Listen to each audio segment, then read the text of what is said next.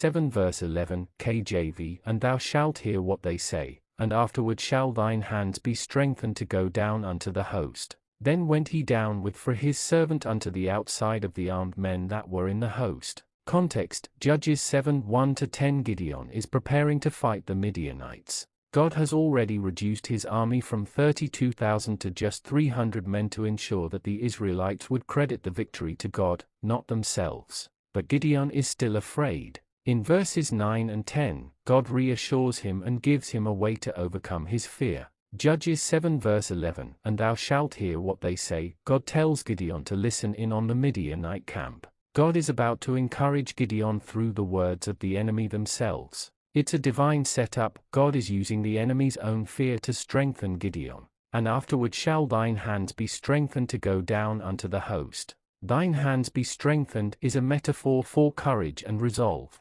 God promises that what Gideon hears will give him the boldness to attack. This shows God's awareness of Gideon's human weakness and his willingness to bolster his confidence. Then went he down with for his servant. Gideon obeys and takes a trusted servant. This reinforces the idea that even though Gideon is still afraid, he's acting in faith. Unto the outside of the armed men that were in the host. He goes to the edge of the Midianite camp, near where guards or sentries would be. This would be risky and tense, further highlighting his obedience and courage despite fear. Lessons 1. God meets us in our fear. God doesn't scold Gideon for his fear, instead, he gives him what he needs to move forward. 2. Encouragement can come from unexpected sources. Even the enemy's conversation is used by God to confirm his plan. 3. Faith includes action. Gideon is still afraid, but he goes down to the camp anyway, an act of faith. 4. God prepares hearts before battle.